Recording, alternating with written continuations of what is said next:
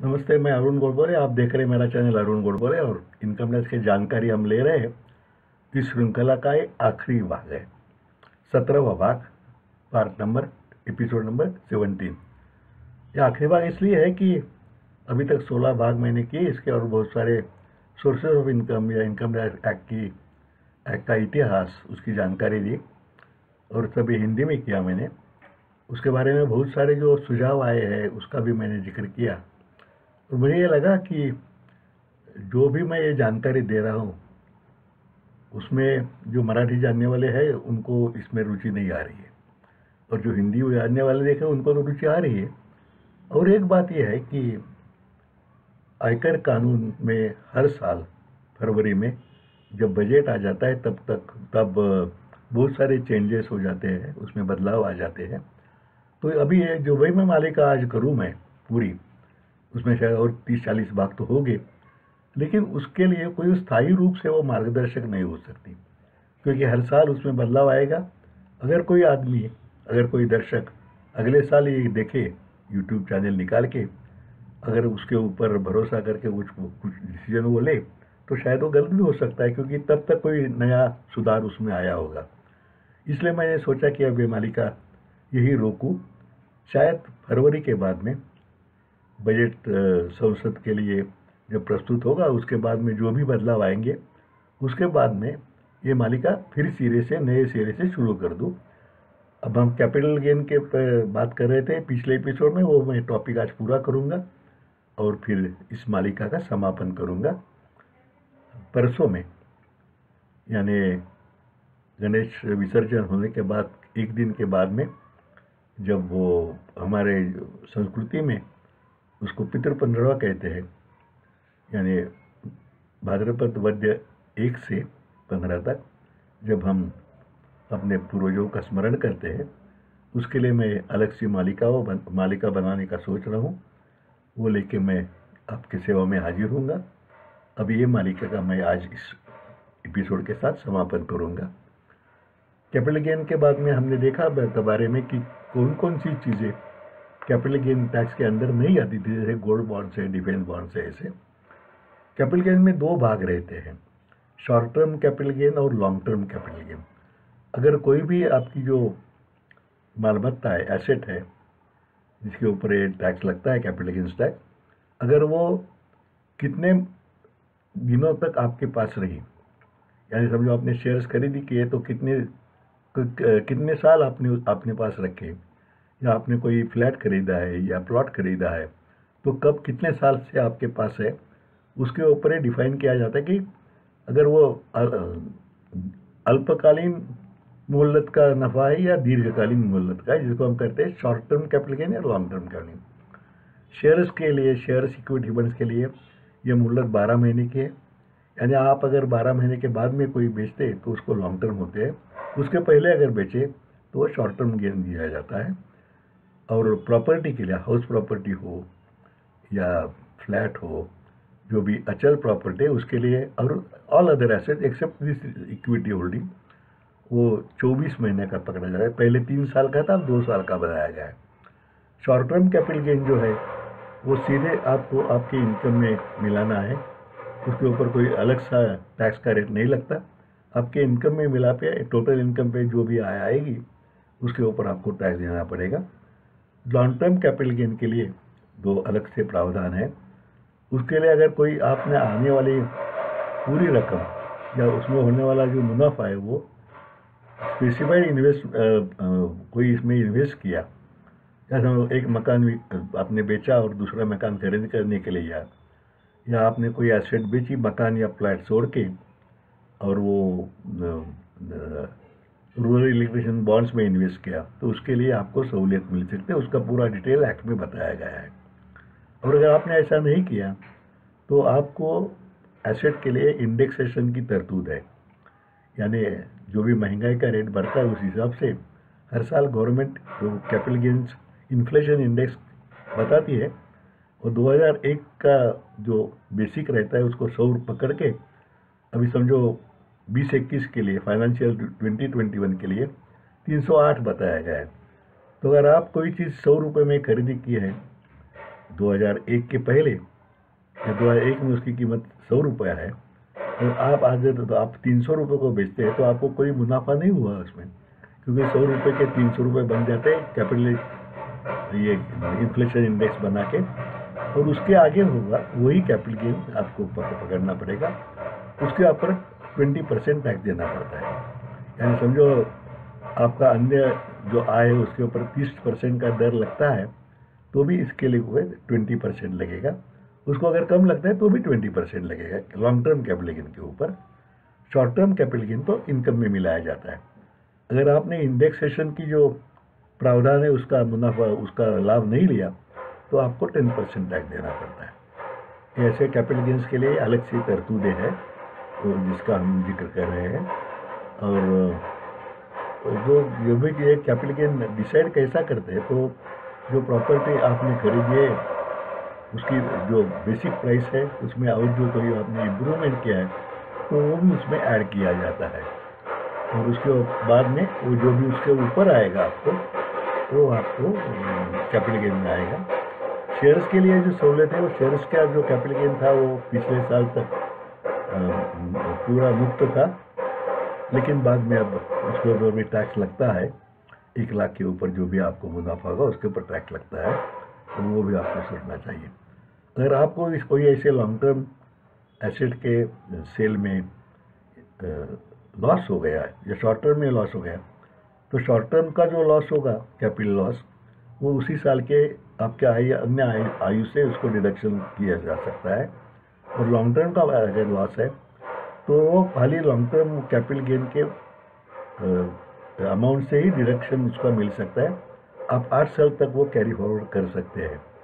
यानी समझो इस साल में आपको कैपिटल लॉस हुआ, capital long term capital loss हुआ, और इस साल में आपको कैपिटल गेन कोई नहीं है, तो वो capital long term capital loss आपके इस वर्ष के आय से डिडक्शन नहीं मिलेगा, वो कैरी फॉरवर्ड होता जाएगा अगले 8 साल तक, और जब भी कभी उसमें कैपिटल गेन आपको हो गया तो उससे वो डिडक्शन आप ले सकते हैं। अगर वो कैपिटल गेन ज़्यादा है तो उससे डिडक्शन मिलेगा, वो कम है तो उस मात्रा तक ये कैपिटल लॉस उसमें डिडक्शन उसका हो जाएगा, और बाकी जो बचेगा unabsorbed capital long term capital loss वो आगे आप कैरी फॉरवर्ड कर सकते हैं, लेकिन उसकी कुल समय सीमा 8 साल की है।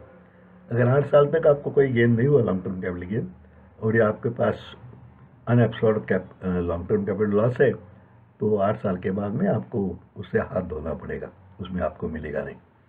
उसके आगे का जो हेड ऑफ इनकम है, इनकम का स्रोत का, वो है अदर इनकम।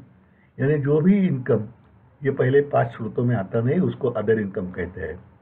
उसमें डिविडेंड्स है, पहले डिविडेंड्स टैक्स भी थे अब टैक्सेबल है, डिविडेंड्स है, इंटरेस्ट है, और any other income which is not covered under the first 5 section 5 heads of income. और जो भी इनकम आयकर कानून के तहत एग्जाम नहीं बताया है वो सभी इनकम आपके कुल आय में जोड़ने पड़ते हैं, और वो जो मिला के आएगा उसको हम ग्रॉस इनकम कहते हैं। उससे गवर्नमेंट हर साल जो परिस्थिति है देश की अर्थव्यवस्था की वो सोच के उसमें से कोई डिडक्शन दे देती है, क्योंकि करदाताओं को इन्वेस्टमेंट करने की आदत पड़े, जो भी वो आप इन्वेस्ट करेंगे वो राष्ट्र के उद्धार के लिए विकास के लिए उपयोग उसका हो सके। और कोई चीज़ ऐसे कि जो भी आपको जैसा इंश्योरेंस है, आप अपने फैमिली के कुछ तरतूत करते हैं तो इंश्योरेंस प्रीमियम है, आप भविष्यकालीन कोई आपत्ति उसके लिए प्रोविडेंट फंड में पब्लिक प्रोविडेंट फंड में जमा करते हैं तो उसके लिए डिडक्शन भी मिल सकता है। सेक्शन 80 सेक्शन जो इनकम टैक्स का है वो सब इनकी पूरी जानकारी देता है। उसमें मोटी मोटी बातें मैं जस्ट मेंशन करूँगा क्योंकि आखिरी एपिसोड है करके। आपका जो अगर आप वेतन धरता है और आपको प्रोफेशनल टैक्स देना पड़ता है तो वो डिडक्शन मिलता है। आपके ऊपर कोई निर्भर हो, अपंग व्यक्ति, दिव्यांग व्यक्ति, तो उसके लिए जो आप खर्चा करते हैं उसके लिए भी आपको डिडक्शन मिल सकता है। आपके फैमिली के मेंबर्स के लिए आपके ऊपर जो अवलंबित है उनके लिए जो आप मेडिकल खर्चा करते हैं वो भी डिडक्शन मिलता है। अगर आप खूब दिव्यांग है, समझो आपको दृष्टि दोष है या आपके एक हाथ या पैर काम नहीं कर रहा है, तो उसके लिए ऐसे अपंगों के लिए, दिव्यांगों के लिए, उसमें हैंडीकैप के लिए, फिजिकल डिसेबिलिटी के लिए अलग से छूट मिलती है। अगर आप कोई अप्रूव चैरिटेबल इंस्टीट्यूशन को डोनेशन देते हैं या प्राइम मिनिस्टर्स फंड को डोनेशन देते हैं, चीफ मिनिस्टर्स फंड को डोनेशन देते हैं, रिलीफ फंड को देते हैं, और अप्रूव्ड है तो उसके लिए जो डोनेशन देते हैं उसका भी कोई डोनेशंस का 100% और अदर डोनेशन जो अन्य डोनेशन है उसका 50% आपको डिडक्शन में मिल सकता है। इंटरेस्ट और हाउसिंग लोन जो है उसकी तो हमने देखा कि आपको डिडक्शन मिल सकता है। पब्लिक प्रोविडेंट फंड या पब्लिक प्रोविडेंट फंड हो या लाइफ इंश्योरेंस प्रीमियम हो, उसके लिए भी जो भी आप देंगे उसके जो कंडीशंस है वो आप अगर उसकी पूर्तता कर सकते हैं तो उसका भी आपको डिडक्शन मिल सकता है। यूनिट लिंक्ड इंश्योरेंस प्लान का भी आपको डिडक्शन मिलता है। आप अगर कर्जा लेके खुद के लिए मकान बनाते हैं, हाउसिंग लोन लेते हैं, तो उसके जो इंस्टॉलमेंट आप भरते हैं वो भी आपको डिडक्शन में क्लेम कर सकते हैं प्रिंसिपल के। इसका इंटरेस्ट अलग से आपको डिडक्शन मिल ही जाता है, वो हमने देखा पीछे। और ये सब मिला के कुल डिडक्शन कितना मिलेगा, तो अभी 1.5 लाख की उसकी समय सीमा है। और उसके लिए बैंक डिपॉजिट का भी प्रावधान है, सीनियर सिटीजन सेविंग स्कीम का भी प्रावधान है। ये सभी डिटेल में सेक्शन 80 में दिया है। अगर आप अपने बच्चों के लिए पढ़ाई के लिए कुछ खर्चा करते हैं हायर एजुकेशन के लिए, उसके लिए भी उसमें छूट का प्रावधान है। लेकिन ये सभी 1.5 लाख की समय सीमा के अंदर ही आनी चाहिए। ऐसे मोटी मोटी जानकारी और डिडक्शंस की है।